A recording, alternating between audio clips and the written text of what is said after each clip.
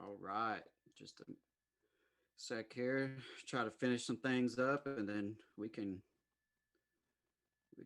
go this morning. Checking to see if it did, in fact, go live. I haven't gotten a phone notification, but Yeah, I'm checking as well.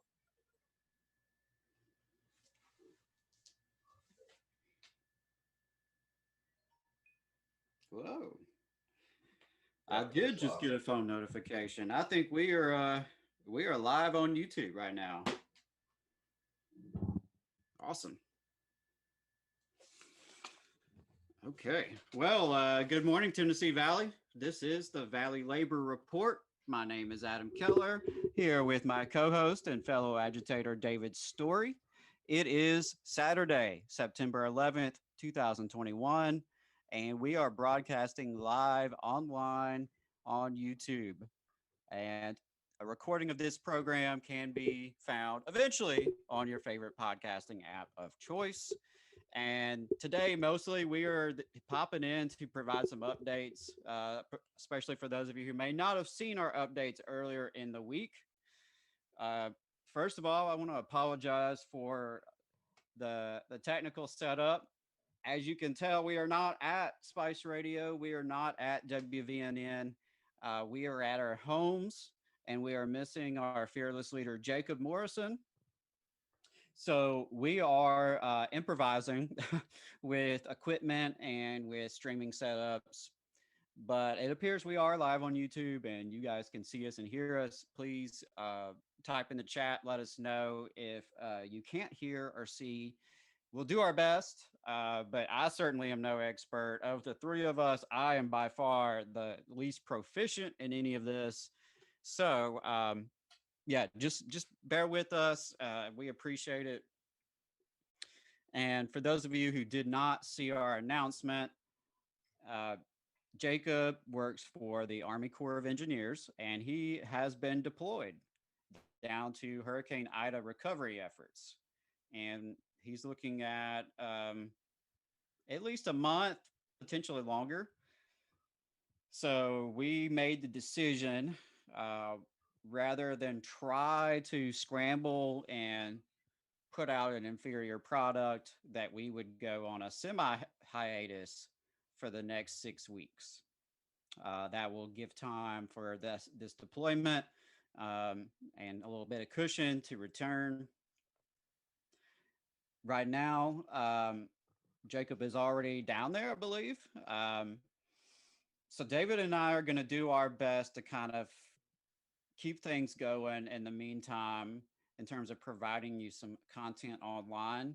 We're bringing this video to you today on YouTube. Uh, Next time, we will probably also live stream on Facebook. And we still intend to do some projects that we've had in mind for quite some time. I know David's got some projects he's had on the back burner for a bit. I do as well. I cannot tell you right now that I'm going to be available every single Saturday morning from 9:30 to 11 the way we've been doing it. Um, but I think to the best of our abilities, we are going to keep up that time slot, at least for our online listeners and viewers. We are not on FM. That is kind of the biggest change right now, beyond just the fact that Jacob's not here, is that we are not live on FM radio at WVNN today, nor will we be for the next several weeks. Uh, to the extent that we have recorded content we can provide to the other partner stations, WHIV in New Orleans, WGOL in Russellville, we'll do that. But again, no promises. If you are listening right now, then you're obviously one of our online listeners and viewers. And so that may not even really impact you that much, but that's it. That's the big news. We're not going anywhere. This is not the end of the show or end of the project by any means. This was a very abrupt thing. Jacob had less than 48-hour notice to pack up and get on the road. So we didn't have a lot of time to really kind of prepare our contingency plans. But I really appreciate all the support that we've received. And I know David and Jacob feel the same way. We have had just some really amazing support from listeners, from sponsors, from donations. We have regular patrons on Patreon. Those donations have been paused. We've also notified our sponsors. We're not going to be trying to, collect any donations for right now while we're on this semi hiatus. And our plan is that once Jacob's back and back in business, we are going to be back as a show bigger and better than ever. It's going to give us some time to work on some ideas, ways to improve the show, uh, build relationships with new sponsors.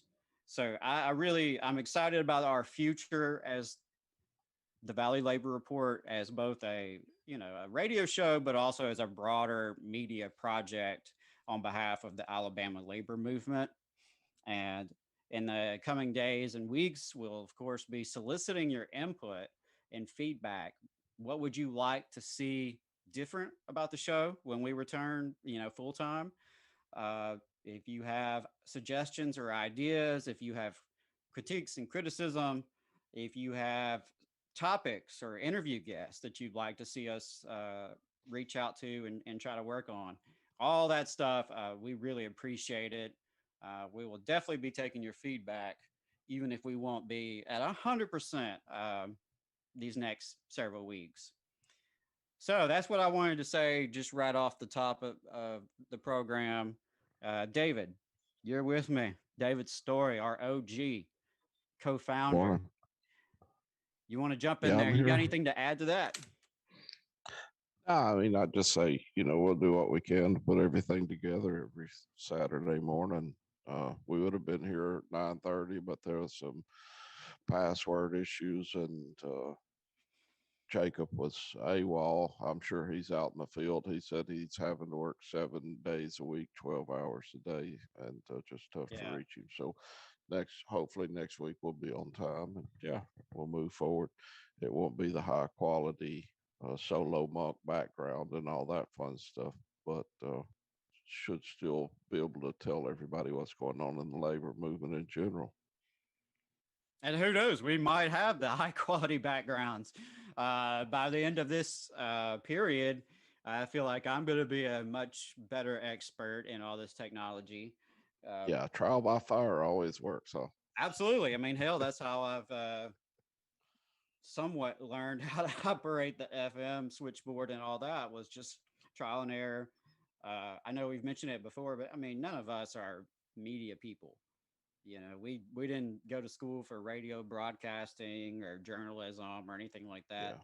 We're just a few union brothers in North Alabama who believe in the labor movement and trying to really get the information out there because we have such a terrible media landscape. I mean, we have corporate media that dominates the airwaves, both radio and television.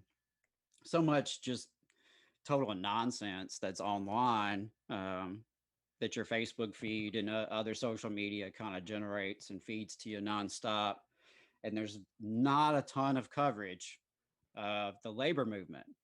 And there's damn sure not a lot of coverage here in Alabama about the labor movement. We're pretty much I know we say we're the only weekly union talk radio show. I'm not aware of any other union themed media in the whole state. Yeah, I mean, somebody said earlier in the week that they weren't aware of anyone in the nation. And truthfully, I've traveled quite extensively, and I don't know that I've ever heard a union radio station anywhere I've been. You may get some left wing politics or some liberal politics, but never a true FM radio station dedicated to the labor movement. So, yeah, I think that's important. Yeah. And so I want to reassure everybody that we will do everything we can to get back on the FM airwaves. Um, to their credit, WVNN has been very accommodating. It sounds like Jacob has. Yeah, well, they should. We're paying them very well. I We mean, are. you know, And that's one of the things, in this period of, hey, let's kind of reassess everything. I want to gauge listeners and see what do you think about that. Is WVNN uh, working, really? I mean, is it something that you believe in as a listener? Is it valuable to be on the airwaves of a conservative talk radio station that hosts folks like Rush Limbaugh or RIP and those types? Um, that's something that I know Jacob from the very beginning felt strongly about, that it was good to be in that space. For one thing, if we're not there, then hell, some other right wing asshole is going to be rambling on instead of us. Uh, so at least we're providing some kind of alternative there. But it also could reach people. We have conservative folks who normally listen to that station who get exposed to our material, and not just the commentary that three of us have, but some really amazing guests that we've had on this show. So any feedback yeah. you Well, I all mean, when have, you think about it, the a union's not a right or left wing thing, it and shouldn't I be. think we naturally fit in that space, especially in blue collar Alabama in this area. So I don't think that so much that it's that we don't fit. It's that their message that they're because they're of course they're pushing a mentality that's it's quite a bit different, as far as ideological than what we believe in. And I don't think it's so much that we don't fit. I think they don't fit within our message, but I think for their listeners and our listeners in general, they're there's no reason why there's no antagonism towards us. I think I think the problem is the message that they push every other time. So Yeah, I'll be honest with you, that's something that's weighed on my belief system a little bit. The Because I do think that the far right media system, and it's a whole network. It's a cottage industry. There's a lot of grifters out there all over the yeah, internet and elsewhere who figured out a way to make a lot of money pumping out right wing disinformation. And there's some part of me that's like, well, are we kind of complicit with that contribute. Yeah, by airing on this station, paying rent each month to be on that station? I think there's pros and cons either way, yep, and that's why I think the more we can hear from y'all, because we're not doing it just for our egos at all. And I know we can include Jacob in that too, but neither of us have ever been wanting to chase clout or get our name out there. It's just about believing in the labor movement in any way we can amplify the labor movement, especially here in North Alabama and across the South. So it's about you guys who listen, who, we have a core fan base that does tune in every week. We have folks who are subscribed to Patreon, and then we have plenty of folks who can't afford to donate, but are always engaging with our content. They're always liking and subscribing and sharing and commenting, and that means a lot. Um, it does feel nice that we're not just speaking into the void, but that there are folks out there who really believe in this project like we do and want to hear this kind of content and see this kind of content. So I think it's been a really amazing what the Value Labor Report has accomplished in the year and a half, if that you yep. started this About a thing. year and a half. Yeah. And I just came on board, this past spring, and you guys had already done so much by the time, I started dipping my toes in. If you look back, and this is something I encourage folks, especially since we will have less content over the next several weeks, go back and check out the back catalog. If you just recently, kind of discovered the show or just got into us, here in these last few months. Man, there's so much good content out there. You guys interviewed some amazing guests before I ever even got involved. And so there's a lot of not just good guests, but just educational material that's out Yeah. there. Um, there's local Speaking of unions. go Yeah, ahead. go Sorry. ahead. Go ahead. No, I I was was just just going going to to say say, there's speaking local of unions we've talked education to. material, it's there's a few things over the past week that kind of well, over the past few weeks, one guy he questioned on Twitter, is there any podcasts out there that actually teach workers how to unionize? And I was like, you know, I think I may know of one, but I'd like to touch on that some today, and maybe you could provide some input and as far as the very very basics. I know House Red come on a few weeks ago, and Yeah. we have a tendency as labor organizers to speak in a lot of code words, and me and you, Jargon. we understand exactly what's going on, but for a lot of the listeners, it's never. I mean, and even a longtime union members, it's never been involved in organized, and also have a Mhm. difficult time understanding what we're saying because we're kind of feeding steak to the masses instead of maybe a little bit lighter. Uh, uh, Information. So maybe we could talk about that. But another thing that I really wanted to touch on was this whole general strike thing.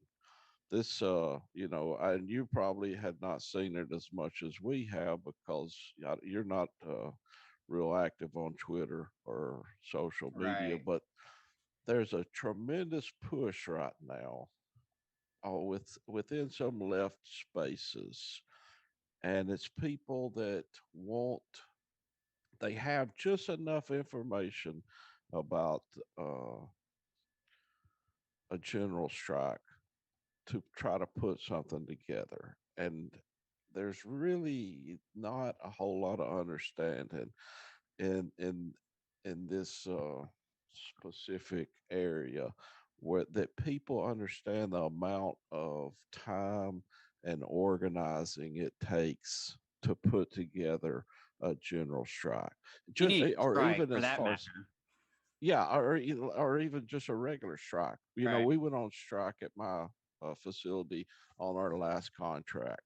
There's roughly 300 members. It took us almost a year to put that together, a plan and organizing, and getting all of those support systems in place in order to support 300 members. And we've got people calling for, and it's in our city, people calling for this. And I'm just thinking we need to educate these people on why this is not an attainable idea right now. Yeah, I'm familiar with what you're talking about, and one thing that's I think kind of connected to that is I've seen people say that the high turnover that we're seeing in the job market right now, and just the massive amount of quitting that you're seeing among workers, which is true. That that's a real phenomenon. We have a super high rate of quitting jobs right now, and wages are going up. Et cetera, et cetera. And they're saying that's sort of a de facto general strike that workers are, kind of spontaneously rejecting, uh, especially some of these lower paying service sector jobs. And Right. I More of an definitely get, organic. I get that, but that is not the same as a general strike. Um, I think it's a phenomena that may play into the formation of a general strike. It's something we have to be aware of in terms of, the conditions out here in the economy. It may indicate that the workers in the American economy are more interested in this sort of activity. But you can't just post some memes on social media and say, "Hey, everybody, we're going on strike on this date." Um, that's just it's irresponsible, honestly. Um, and I support anyone who wants to do more, who wants to fight back, who wants to organize. Like, I don't want to dampen anyone's enthusiasm at all. Like, go for it. Um, but I think those kind of things can be demoralizing. Yeah. Like, if you're one of the people who's really into this and you think, all right, yeah, we're going to go on general strike. Hell, I don't even know what day it's supposed to happen. But I think it's sometime in, I think it's October something. I don't know. I'd okay, have I to go don't back know and when look. it's supposed to happen. And I'm, kind of a labor guy. So Yeah. if someone like me doesn't know, clearly there's some work to be done on spreading what the goal of this is, and um, I think what you have is if a handful of people statistically go on general strike, well, that's like basically a protest. That's your employer is probably just going to see it as either you didn't show up that day or you took a day of personal leave or whatever. I don't think corporate America is going to see this as a general strike. Yeah.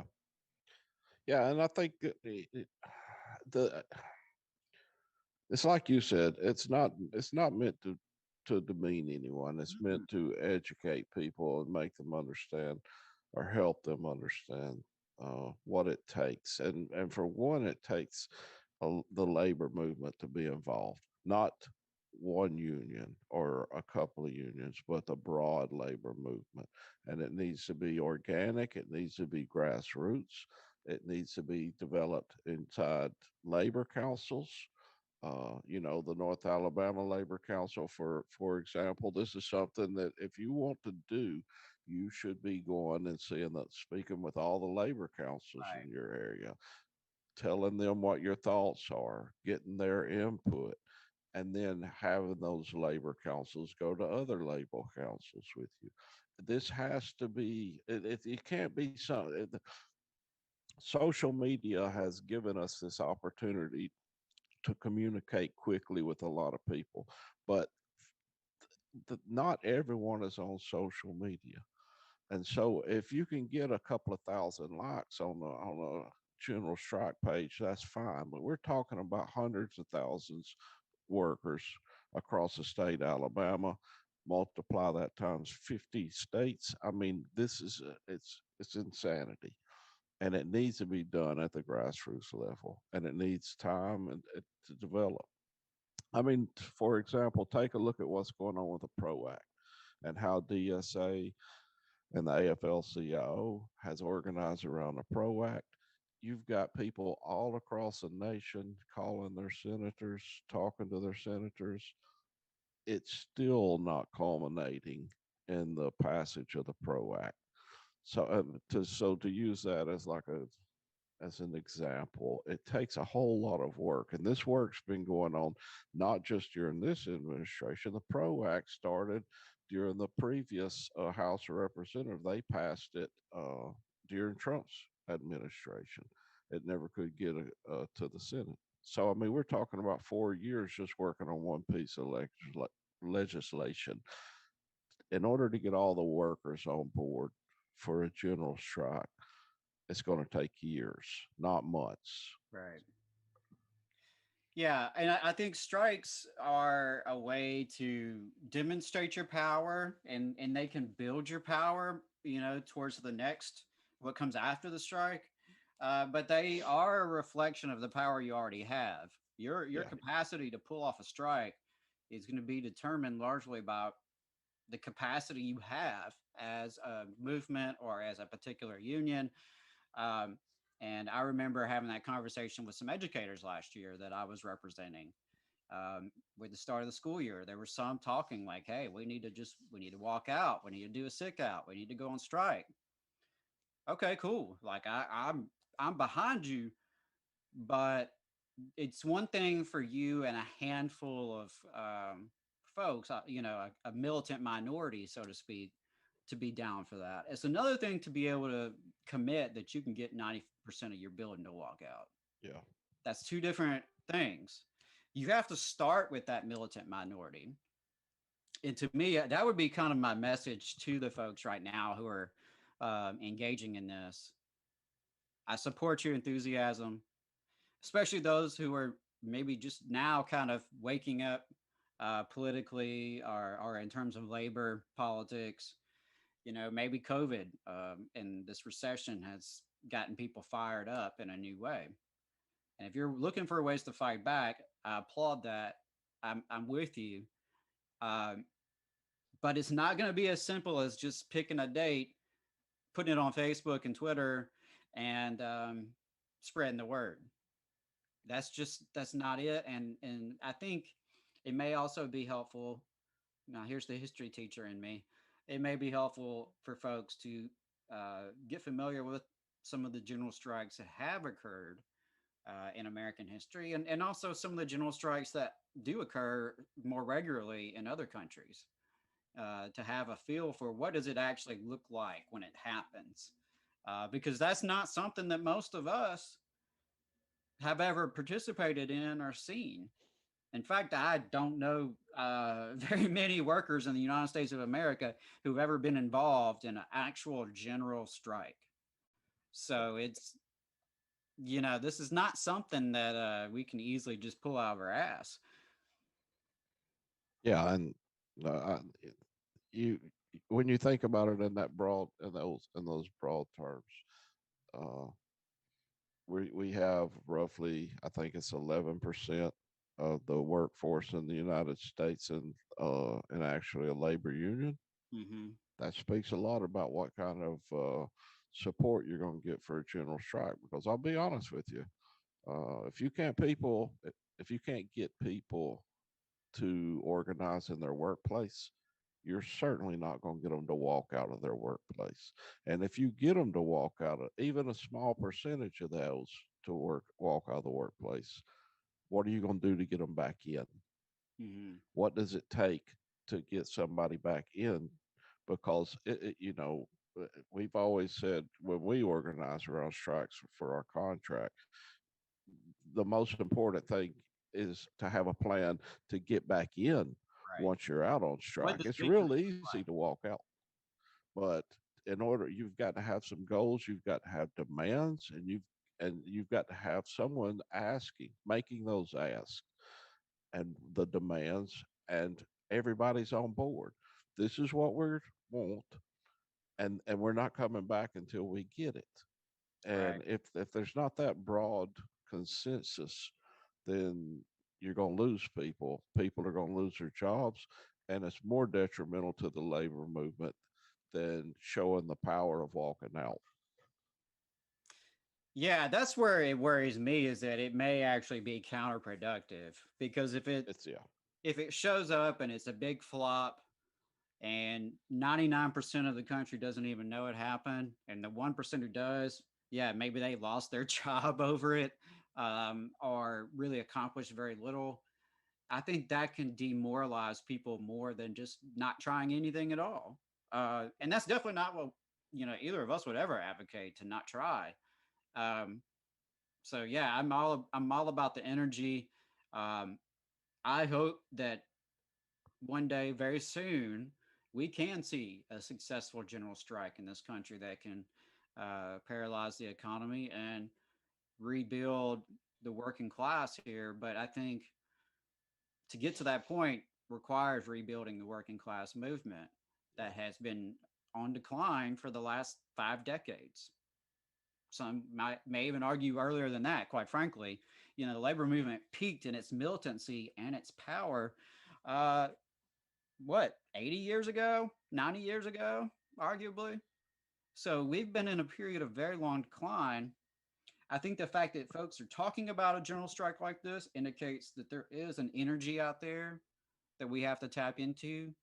Uh, this economy and just what is happening in our society is so messed up right now.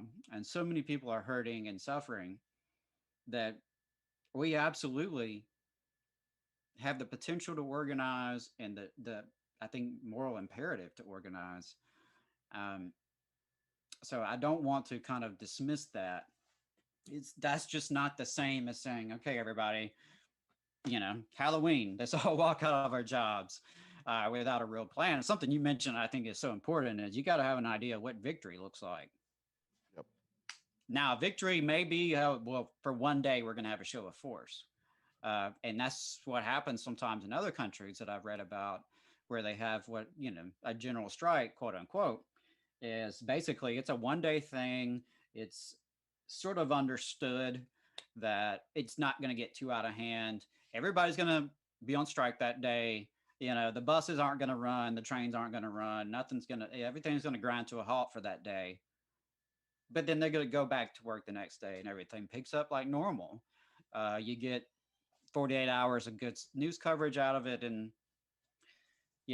maybe some lost profits from that one day, but not a huge socioeconomic shift. So I think that's just some things that I want folks to consider. I think a general strike is more. Well, let me take it back more. You mentioned like unionism 101 and kind of back to basics. Well, there's something that you learn, and you and I and Jacob sat at a labor notes training where I think they did a good job of this and talked about escalating actions. When you're building something, the first thing you do is don't go on strike, right? You can't pull that off as step one. That's like step 10, you build up to it. And that's something, when I was working with the educators last year, I was like, okay, can we get everybody to wear a red t-shirt? Can we have a red for Ed Day? Now try this to see what kind of support we have in the buildings, assess our strong points and our weak points. And you build up to something as monumental as a general strike. Because it's my belief that a general strike could completely grind the economy to a halt and could extract some pretty significant changes in this country. It's just, that's what a successful one would look like. And it would be, millions involved. It would be key pressure points of the economy, and just really a strategic deployment of our power, and a lot of building of that power to get to that point. Yeah. Also, this is not the first time I've heard this stuff, dude. I mean, you've been around. around. I mean, it comes up every year. It's right. You've been around longer than me. And, every year or two, there's some, like during the Occupy days, which is when I first really was getting very political. I remember talks of that too. Yep. A couple months. No, it comes up, and it generally comes up in spaces where you have fairly new leftists, fairly new people coming into the labor movement. They're doing a little bit of reading, and that they get the cart ahead of the horse. And like you said, it's good to have that kind of fire, but it's also good to go at your actions with a purpose and with a good plan. And a good plan isn't building a website 2 months ago and saying, "Hey, we're all going to go get general strike." A good plan is get involved in your local union, get involved in your labor council, and start having these discussions years in advance. Yeah. I mean, do you have a cadre of folks, right, that you live near that you can count on?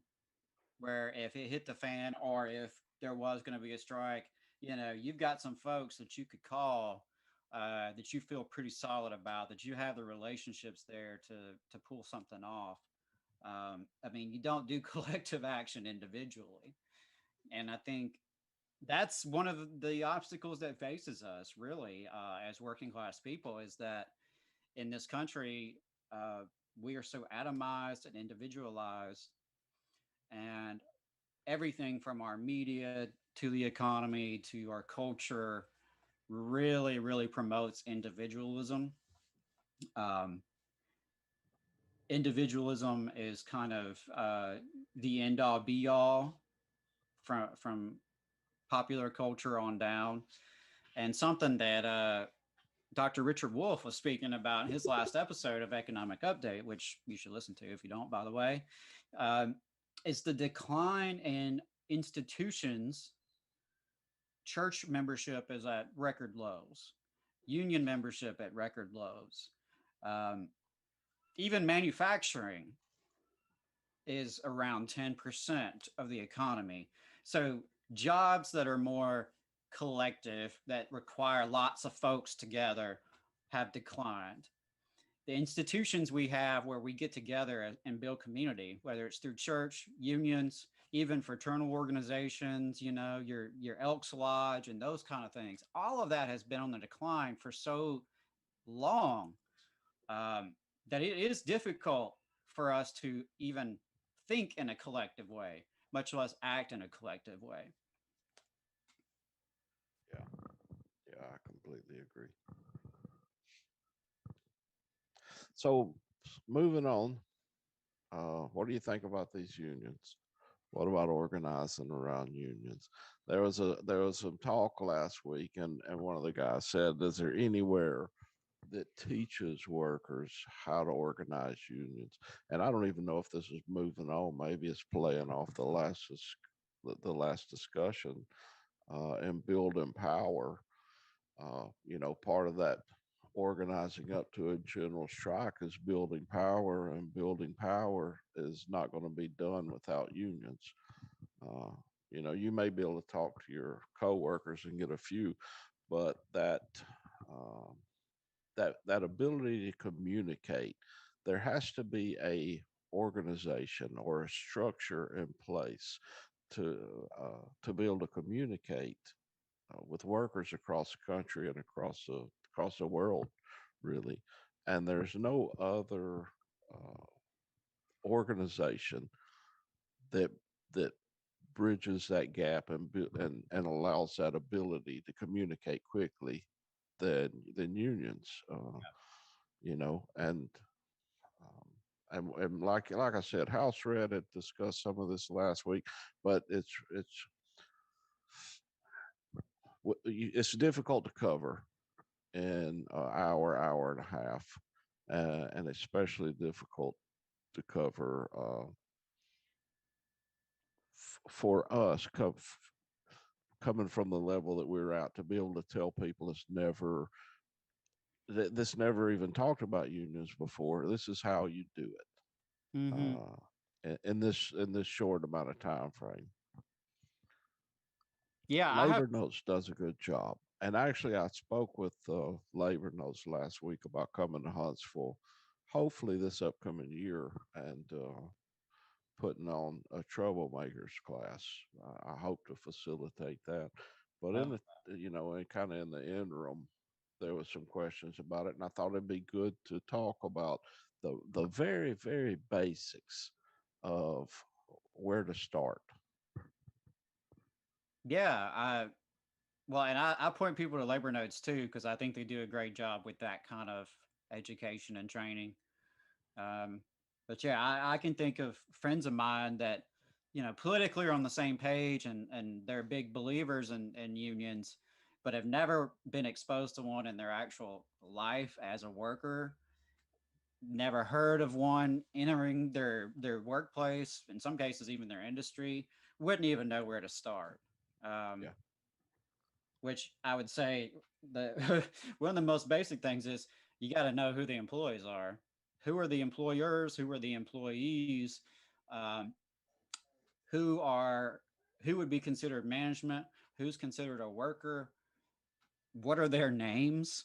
Um, the more data that you get from the institution, um, and not necessarily from the institution, but about the institution. I think that's one of the earliest things is actually knowing what it is that you're dealing with, along with building relationships so that you have a small group of folks that you could actually have, go have a beer with, go have some coffee with before after work and have those conversations about, okay, what would it look like if we built a union? Yeah. Because if Build a committee. Right. Yeah. You have to have a committee before you have a union, and you have to have relationships before you can have a committee. Yeah. And I think that's something that's easier said than done. I mean, I don't want to sugarcoat it. It's not easy by any means to even maintain a union you already have, much less build a new one. Um, and I mean, you know that very well from your time in serving in leadership. it's hard enough to just maintain, you know, the structures and capacity you've built over the years. Yeah, Uh, I can maintain union membership very well. Maintaining involvement is a whole different story, right, right. and so that kind of speaks to what you're talking about building that power and building the committee. Uh, I don't have a problem keeping my members, keeping them members. I have a problem keeping them engaged. You'll Yeah. have a greater problem getting people engaged and getting people that's willing to stick their neck out on the line and say, "Yeah, let's do this."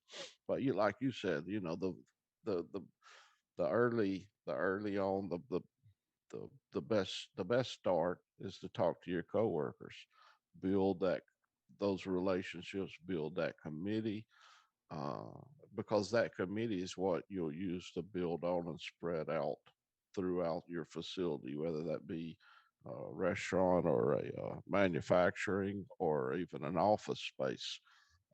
Is developing those and you may already have those relationships.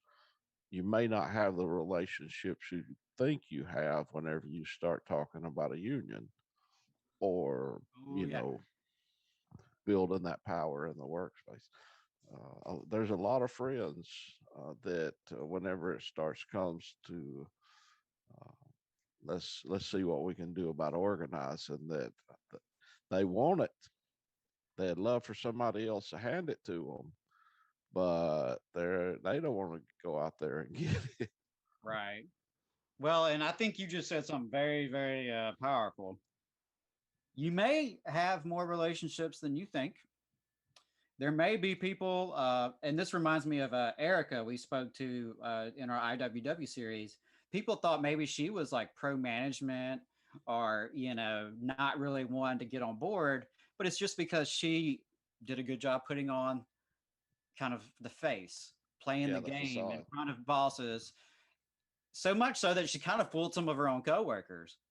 But the flip side to it that you're really getting at is that there are folks that you think are your friends or that you have good relationships with who, when the rubber hits the road and it starts to become real, who they, you know, things change. And my last local, not IWW, but the local I belonged to before then, you know, there's a guy who I really respected, had so many great chats with, lots of late night chats with, you know, type we always hang out with at the conferences and that kind of thing, who we discovered was a mole. He Oh was wow. caught red-handed, uh, leaking things to management. You know, confidential internal union matters that put a bullseye on people. Myself being a major one, but not only me. You know, and that's something that you have to be prepared for, and it's you know, it goes beyond just your you know your mentality in terms of what do you believe in. You know, do you support unions? Do you support workers? It can get to a much more deeper level, mentally and emotionally and psychologically about um, dealing with people.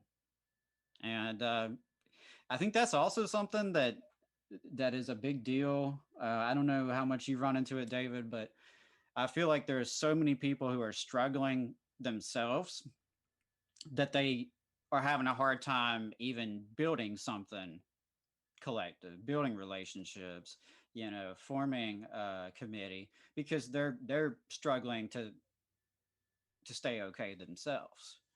You know, mental illness is so widespread, especially, you know, after the pandemic. We've got drug addiction and suicide and just so many folks are struggling personally and internally that that also hampers our ability to do this. Um, though I would say that the more you are organized and the more that you have these relationships, the easier it is for you to survive those hardships. Um, I know, you know, me personally, I've it's been fantastic to know I have brothers and sisters in the labor movement who, you know, have my back. And I think that's something that if you're having a hard time right now and you're thinking, man, I don't even know where to start. I can barely keep my own shit together. I can't fix this workplace. Um, there is real power in solidarity, and Yeah. there's real, inspiration there that can change your life for the better. Yeah. Well, I mean, nobody can do it individually. That's the whole point. You know, Hmm. that's the whole point of the collective action. And you shouldn't have to do it individually. Yeah, and I think that is, and I know we kind of run that in the ground sometimes, but that's what the labor movement's all about. It's a movement. It's not just you. It's not just a leader. Um, and anyone who thinks it's that way, they're wrong. It's not about just having, a great executive director of your organization or a great president that you've elected. No, it's about all of us. Um, and I think that's a different kind of mindset than what we're trained to believe. Because everything, even even going back to school, it's all about individualism. So you have to kind of unlearn some things from our society and our culture that, what, it's not just all about me. This guy over here is getting screwed. I need to help him. I need to have his back. Um, Yep. and likewise, when you're on the outs, those folks will have your back, and you have to sometimes have faith in that whatever hardships you may encounter through a campaign or just in life, that there are sisters and brothers and comrades who will support you. Yeah, and it's something to think about because I you get questioned a lot about, or one of the brothers on the YouTube channel said, "Yeah, I organized some 101," which I assume was a question to get us to talk about this organizing 101, and you know. Like I said, we should have labor notes coming in, but there's a reason why there's a lot of we there's a difficulty wanting everyone to be able to organize in their in their workplace because it takes a lot of time to be able to put this together properly. And we constantly say, if you're interested, you should reach out to one of your local union organizers because you really run a tremendous risk of putting a lot of people's lives in jeopardy, their livelihoods and their families' ability to eat. Whenever you have someone fairly new that may be on fire, they may be really wanting to organize. There's specific steps that needs to be taken. And I hate to keep railing on this general strike thing, but going back to this general strike thing, you're gonna cost people their jobs, and that may not be a big deal for you. You may be living at home with your parents. You may have another income with a spouse or a partner, but there's a lot of people that don't. Right. And you in order to organize a general strike or a union, there's processes need to be followed, and one of the earliest processes is protecting people, protecting their livelihood, and getting the union in place without losing those supporters. Yeah, something that this kind of makes me think of, and something I know that's right up your alley is, mutual aid and even co-ops, because that's, I mentioned earlier we've had this decline in just collective institutions. We've had a decline in unions specifically, and because of all of that, we really have a lot of work to do to boost our mutual aid and to have more organizations, institutions, whatever the hell you want to call it, more stuff that is by and for and of the people, um, separate from government, separate from, NGOs and all that kind of thing. You know, the more we can be able to rely on one another and support one another, without having to rely on employers and bosses and politicians, the better off we'll be and the easier it'll be to take some risk. Yeah, like you said, I mean, some people are in a position where they can take risk. If you're in a position where it doesn't really matter if you get fired, well, by all means, stand your ground. Definitely don't let yourself get run over if you are in that kind of position. But just know that not everybody is right there with you. In Yeah, fact, well, and I think if the you're more that important person, part of that is to say that there's certain laws, legislature that's in place to protect those organizing workers. And if you're not working with a qualified organizer, union organizer, not just there's a whole bunch of people out there that want to call themselves organizers nowadays, and they may have organized a little march down at the courthouse or what have you, but there's a hell of a big difference between being a union organizer and being uh, the Obama organizer. And there's some legislation out there that can protect those workers, and that's kind of why it's a very difficult 1 hour or even 20 hour uh, discussion about union organizing, because there's a way to protect those people, and if you're working with somebody that don't know everything as far as the processes and the legislation that's in place, it's not a good thing, and that's why I constantly go back to reach out to one of the local unions, and if you don't feel comfortable with the organizer that they put you with, ask for somebody else, because there's plenty out there. yeah, yeah, I think there's a lot to be said for really assessing the people that you have on your team and what kind of team do you have. If you don't have anyone who knows the law, that's something you got to address. Flip side is you may have someone who's great with the law but terrible at actual organizing. So you Right. got to have the right kind of folks, and that may start with yourself. Figure out what are your skills, what's your strong attributes that you can bring to the table. Um, maybe you're not a very great communicator, and maybe having one-on-one conversations scares you to death. But maybe you're a great researcher and you're great at looking up the law and the policy. I think so. That's something you can bring to the table. Whatever it is, whoever you are, you have something you can bring. Um, you don't have to do it all. No one should be doing it all. And if you ever see that scenario, something has gone wrong. Something has gone wrong. And some of our unions, quite frankly, are guilty of doing this themselves, where they kind of third party themselves. The union busters love to third party the union and say, oh, it's those people that it's like an outside entity. And some of our unions do it themselves, Yeah, in for some various cases they're reasons. guilty. Various reasons. Some of it's historic trends. Some of it is, quite frankly, their own self-preservation, um, And conservatism. in all reality, some of us because members don't want to be involved. I mean, Yes, I mean, yes, a lot of times you get this whole concept of union bosses, and even among our own folks, and it's like, well, they're the only ones doing anything. What do right, you expect? right. You know, Yeah, yeah. So that's something.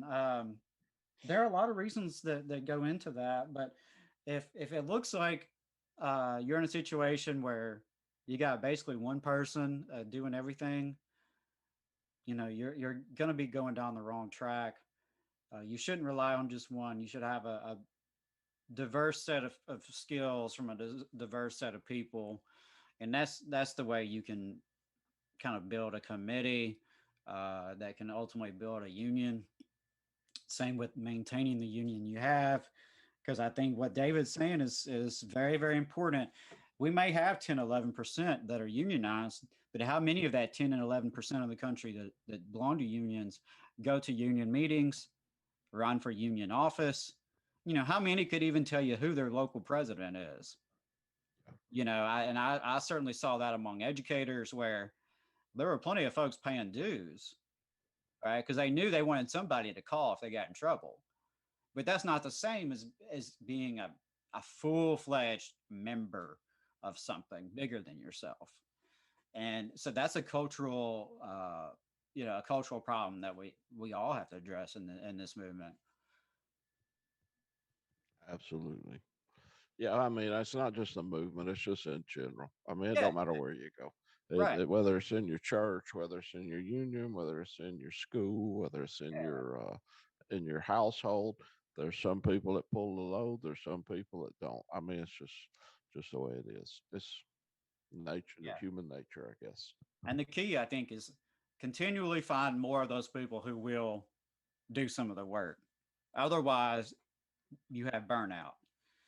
Um, yeah, I mean, you're not going to convince everybody to be engaged and to volunteer, but the more you can have like have a fresh crop of leaders and activists coming in steady, that is one of the most important things folks can do with unions or just like I said, with any kind of institution. Anytime you're just trying to achieve something, if you don't have a new group coming in on a steady basis that you're educating and mentoring and kind of passing the reins to,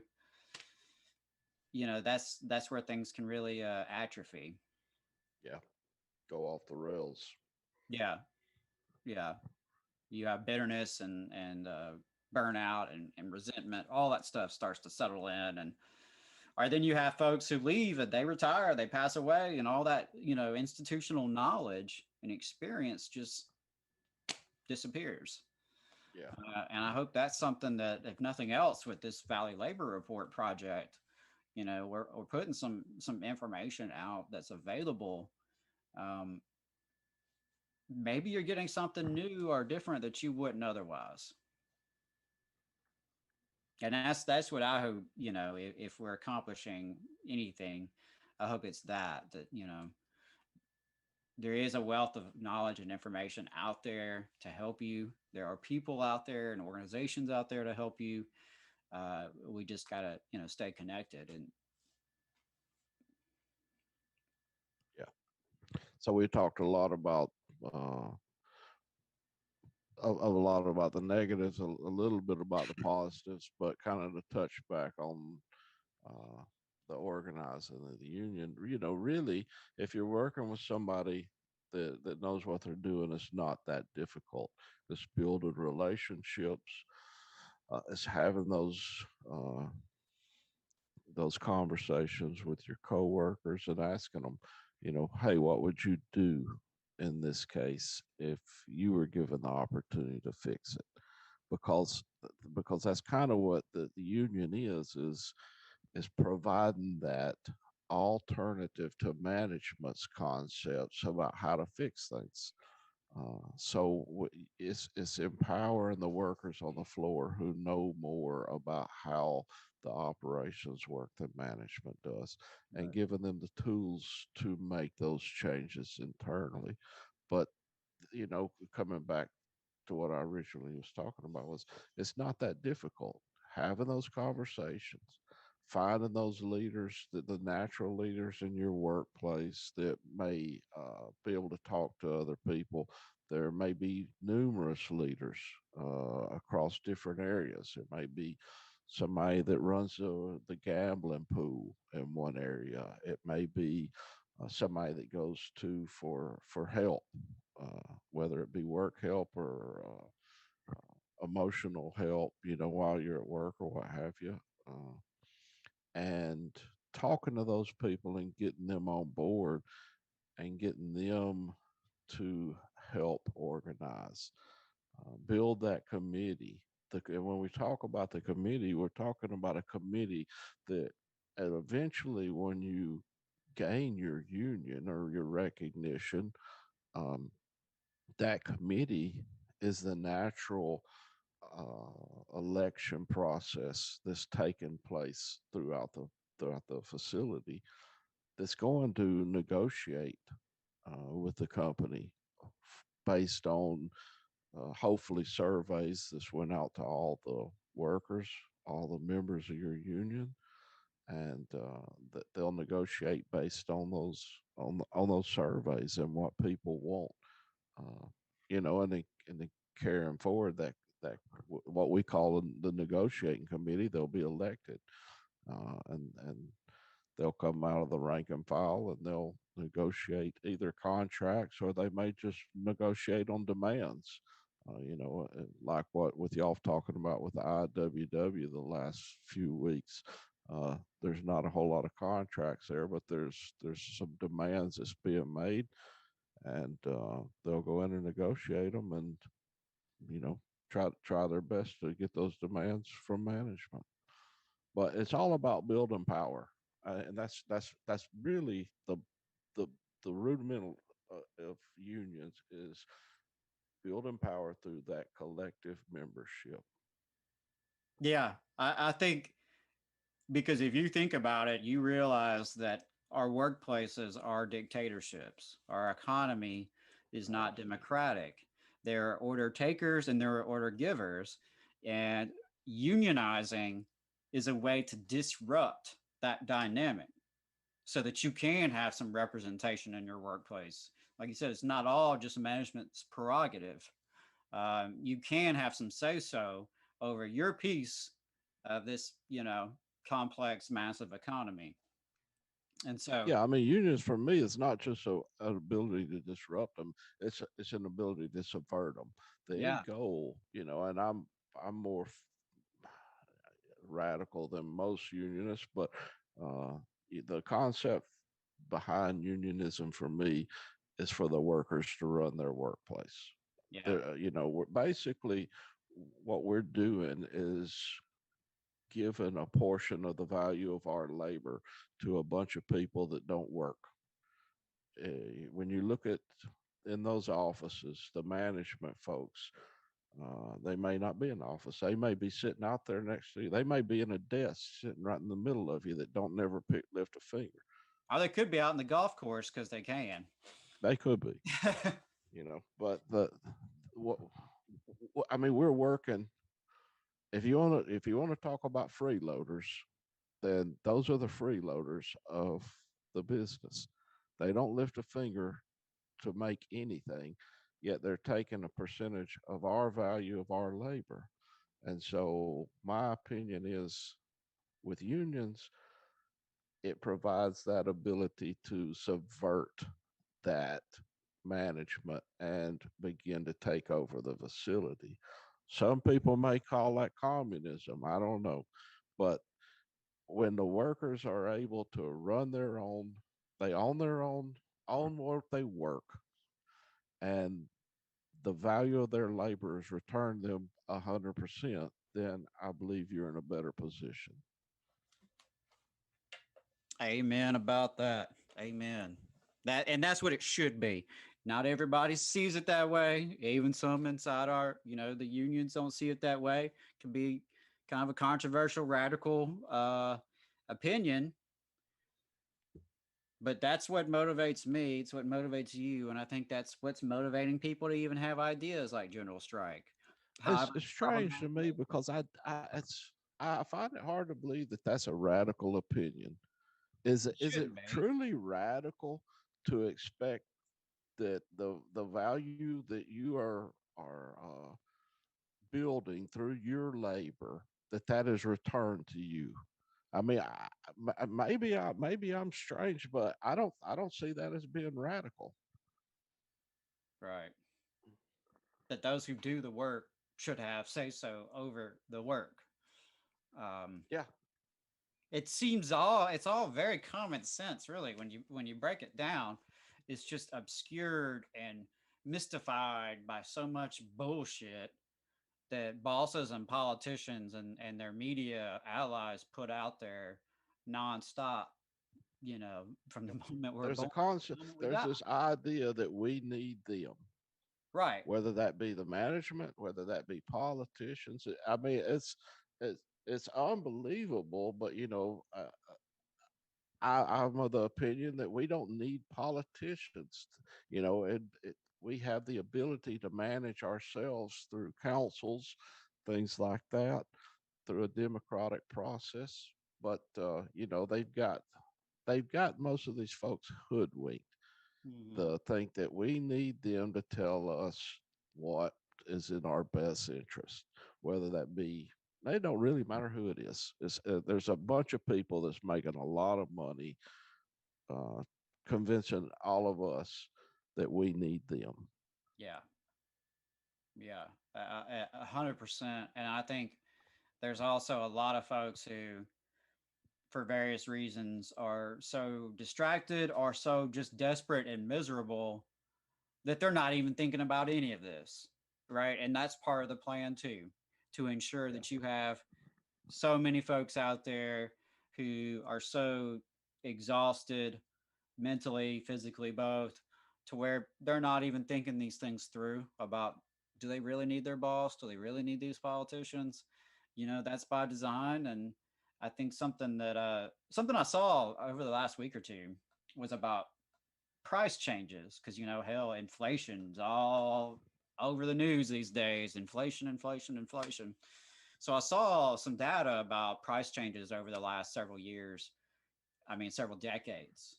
The same time period where the labor movement's declined and wages have been stagnant. It's interesting that medical care, college education, housing, things that are really important to you as a human being, to your future of your family, the prices have skyrocketed over the past 50 years.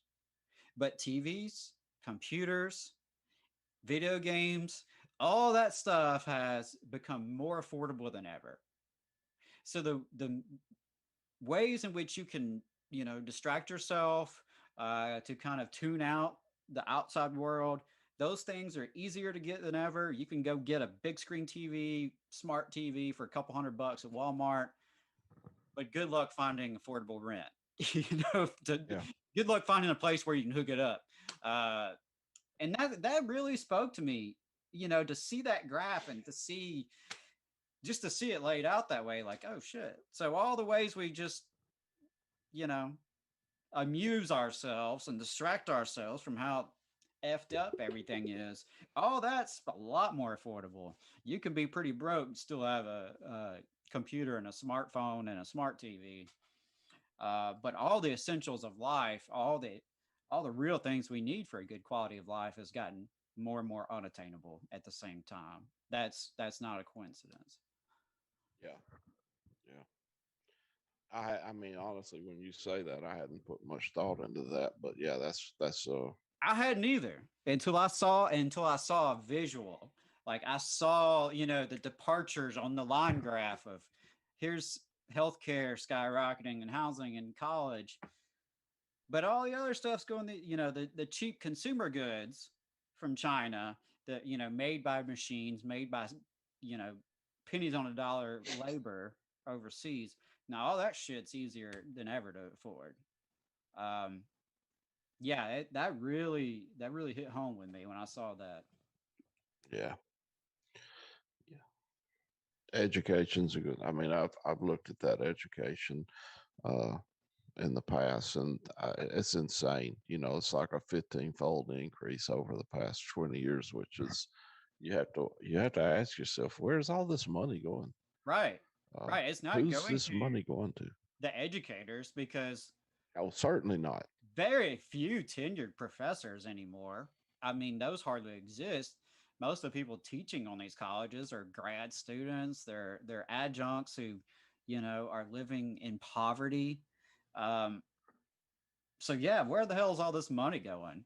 Uh, you got the six-figure salary bureaucrats and the vice president of this and the, director of that, who are on the campuses. But yeah, there's a lot of money that's flowing around in higher ed and across our economy, and it's not going to but a handful of folks. Yeah, it's not going to the ones that actually do the work. Right. Right. I think so. I mean, I guess if there's like a kind of a summary, it would be that unions are for the workers who do the work, because without them, those of us who do the work have very little say so on the work, or the return of our Yeah. value that we put into this work. And that's the promise of unions. to overcome that, to actually shift the balance of power back in our direction. Yeah. Yeah, and I constantly get the question whenever I talk about some of my ideologies as well. You know, you don't deserve that money. You don't own that business, or you don't own those tools, or you don't own this or own that. And I always pose the question: uh, if if if you remove all those workers, what would that person own? What would he or she be able to generate as far as value? So anything that they own is based off of the labor of the workers. So the truth of the matter is, although that person on paper may own something, the workers are the ones that have generated the value, and it's just a sleight of hand Mm-hmm. that through laws has allowed this person to own something, but rely completely on somebody else's labor to own that. You know what I'm saying? So Yeah, I mean, it's not that you. How can you own something that you do have you not built value in? right, right. I mean, like you said, we need workers. We don't necessarily need bosses or owners. Yeah, It's perfectly feasible to run a factory, to run a school, to run a hospital, where the actual workers, the people who know what the hell they're doing and are the ones actually doing it every day, are in charge. Um, we don't need people sitting at Wall Street who are just collecting interest and rents and dividends by virtue of their wealth, uh, which, like you said, ultimately all comes down to labor. yeah. It's all a social product. It's a product of workers in a society. It is, no, again, despite the individualism that we're trained to see, they didn't build that. They did not do that on their own. They did not uh, own the means of production because of their own virtue or hard work by any means. Yeah. Yeah, and that's not to say that those people shouldn't draw a salary if they contribute to the value of that product that's being made. But if you're sitting in Gulf Shores while everyone else is producing the adding the value to that product, you don't deserve shit. Nothing. Yeah, seriously. Um, Brother, we're about 10 minutes over. You got anything else well, we you were want a to talk little late, about? so we ran a little late today. No, I want to thank everybody again for not just tuning in today, but for your support of the program and support of the project. Um, so far, it seems like the reception has been very kind in terms of our announcement and Jacob's deployment and our plans in the meantime. I No mean, one's look, we don't get paid to do this. This is right. Yeah, all out of, it's just, like you said when we started the show, we're not professional media producers, content producers. We're not drawing a salary. Uh, I've not put $1 in my pocket in a year and a half, and I know you haven't. I know in fact, Jacob we've all hasn't. lost money on it. Yeah, no kidding. So, Yeah. So yeah, yeah, I we do think appreciate. yeah, I think it's really cool. Those of you who are have been supportive over the time that we've been on the air and who have expressed their support for us during this little semi hiatus. Um, and like I said at the start of the show, we plan on being back better than ever once that time comes. Maybe it's 6 weeks from now, maybe it's longer. We're not really sure. Got to play by ear. In the meantime, keep listening, keep sharing and subscribing. Check out the back catalog and give us your input.